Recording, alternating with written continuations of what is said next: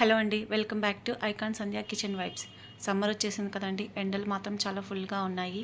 ఈ ఎండలకి మనకి చల్లచల్లగా ఐస్ క్రీమ్ తినాలనిపిస్తుంది కదండి. ఇలా బయట తినకుండా మనం ఇలా ఇంట్లోనే ఈజీగా ఐస్ క్రీమ్ చేసుకుందామండి. అది కూడా ఈ ఫ్రూట్ ఐస్ క్రీమ్. ఈ జామకాయతో నేను ఐస్ క్రీమ్ ఎలా తయారు చేశానో మీరు చూడండి. ఇది మీకు తప్పకుండా నచ్చుతుంది. మీరు కూడా ట్రై చేయండి.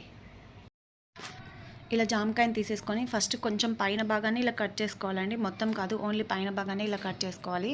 తర్వాత ఇందులో ఉన్న ఈ గుజ్జునంతా మనము ఇలా చాకు హెల్ప్తో ఇలా మొత్తం ఒకసారి ఘాట్ పెట్టేసి అంతా తీసేసుకోవాలండి పక్కకి. నెక్స్ట్ వచ్చేసి ఒక స్పూన్తో ఇందులో ఉన్న గుజ్జునంతా తీసేసి మనం ఒక బౌల్లోకి మార్చేసుకుందామండి. ఇలా నీట్గా తీయాలండి చిన్నగా. ఇలా అంతా తీసేసి ఒక బౌల్లో పెట్టేసుకుందామండి. చూసారుగా అండి, ఇలా నీట్గా అంతా తీసేసుకొని బౌల్లో పక్కన పెట్టేసుకోవాలండి. ఇలా నేను 2 జామకాయలు యూజ్ చేశానండి. ఇప్పుడు నెక్స్ట్ వచ్చేసి మనం ఒక కడాయి పెట్టుకుందాం. కడాయిలో వచ్చేసి నేను 1 కప్ మిల్క్ తీసుకుంటున్నాను. మీగడతోనే తీసుకుంటున్నానండి ఈ కప్ మిల్క్ని. ఇందులో ఒకసారి ఇదంతా ఇలా కొంచెం లైట్గా బాయిల్ అయ్యే వరకు ఇలా కలుపుకోవాలండి. ఇది బాయిల్ అయ్యేలోపు నెక్స్ట్ వచ్చేసి మనం ఒక చిన్న కప్ తీసుకొని అందులో నేను కస్టర్డ్ తీసుకుంటున్నానండి, వెనీలా కస్టర్డ్. దీంట్లో ఒక 2 స్పూన్స్ వెనీలా కస్టర్డ్ వేసుకొని తర్వాత కొంచెం పాలు వేసుకొని దీన్నంతా ఉండలు లేకుండా కలుపుకోవాలండి. అలా డైరెక్ట్గా ఈ పౌడర్ని వేస్తే అది ఉండకడుతుంది. సో అందుకోసం ఇలా కొంచెం పాలు వేసి ఇలా కలిపేసి పక్కన పెట్టుకోవాలండి. చూసారుగా అండి, ఇలా మొత్తం కలిపేసుకోవాలి. ఇప్పుడు దీన్ని పక్కన పెట్టేసుకుందాం మనం. మన పాలు వచ్చేసి చూసారుగా బాయిల్ అవుతున్నాయండి. దీన్ని అంతా ఒకసారి కలిపేసుకొని పాలు ఇప్పుడు బాయిల్ అయ్యాయి కదండి. ఇందులో మనం ఈ కస్టర్డ్ని యాడ్ చేద్దాం. ఇలా మొత్తం బాగా కలుపుతూ ఉండాలండి ఒకసారి బాగా, లేకపోతే ఉండగట్టేస్తుంది.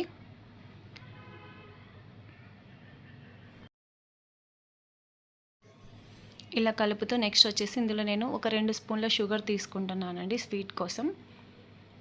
దీన్ని కూడా అంతా ఒకసారి కలిపేద్దాం. దీన్ని లో ఫ్లేమ్లో పెట్టేసి కలుపుకోవాలండి. నెక్స్ట్ వచ్చేసి ఇందులో నేను కొన్ని జీడిపప్పు అలాగే బాదం పప్పుని చిన్న ముక్కలుగా కట్ చేసుకున్నానండి. దీన్ని ఇలా యాడ్ చేస్తున్నాను. ఇప్పుడు మన కస్టర్డ్ రెడీ అయిపోయిందండి. దీన్ని గ్యాస్ ఆఫ్ చేసుకొని పక్కన పెట్టుకొని ఇలా ముందుగా రెడీ చేసుకున్నాం కదండి జామకాయని, ఆ జామ గుజ్జుని ఇందులో వేసేసుకొని బాగా కలుపుకోవాలండి. ఇది నేను గ్యాస్ ఆఫ్ చేసే కలుపుతున్నానండి. అలా మనం గ్యాస్ మీద కలిపితే అది వచ్చేసి విరిగిపోతుంది. సో గ్యాస్ ఆఫ్ చేసుకున్న తర్వాత దీన్ని కలుపుకోవాలి. ఇప్పుడు దీన్ని కొద్దిసేపు చల్లారి పెట్టుకోవాలండి. చూసారుగా చల్లారిపోయింది. ఇప్పుడు వచ్చేసి మనము రెడీ చేసి పెట్టుకున్నాం కదండి జామకాయ షెల్స్, దాంట్లో వచ్చేసి గుజ్జునంతా వేసేసుకోవాలి.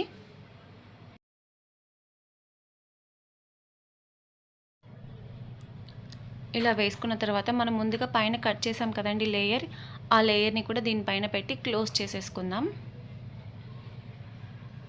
ఇప్పుడు నెక్స్ట్ వచ్చేసి దీన్ని మనం డీప్ ఫ్రిడ్జ్లో పెట్టుకుందామండి. దీన్ని కనీసం 8 అవర్స్ పెట్టుకోవాలండి ఫ్రిడ్జ్లో. ఇప్పుడు దీన్ని డీప్ ఫ్రిడ్జ్లో పెట్టేద్దామండి. 8 అవర్స్ తర్వాత మన జామకాయలు చూసారుగా అండి, ఇలా రెడీ అయిపోయాయి. బాగా ఫ్రీజ్ అయిపోయాయండి. ఇప్పుడు దీన్ని పైన లేయర్ తీసి చూద్దాం. చూసారుగా బాగా ఆ కస్టర్డ్ వచ్చేసి ఐస్ క్రీమ్ లాగా బాగా మంచిగా రెడీ అయిపోయిందండి.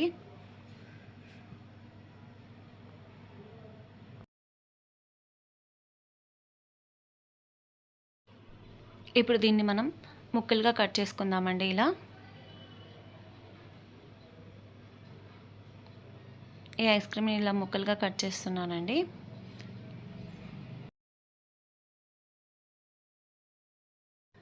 నెక్స్ట్ వచ్చేసి నేను దీనిపైన బాదంని చిన్న ముక్కలుగా కట్ చేసుకొని ఇలా చల్లుకుంటున్నానండి. చూసారుగా మన జామకాయ ఐస్ క్రీమ్ రెడీ అయిపోయిందండి. మీ పిల్లలకి సర్వ్ చేయండి, చాలా బాగుంటుంది. ఈ వీడియో మీకు నచ్చినట్లయితే లైక్ చేయండి, షేర్ చేయండి, సబ్స్క్రైబ్ చేయండి. అలాగే పక్కన ఉన్న బెల్ ఐకాన్ని యాక్టివేట్ చేసుకోండి. థ్యాంక్స్ ఫర్ వాచింగ్ అండి.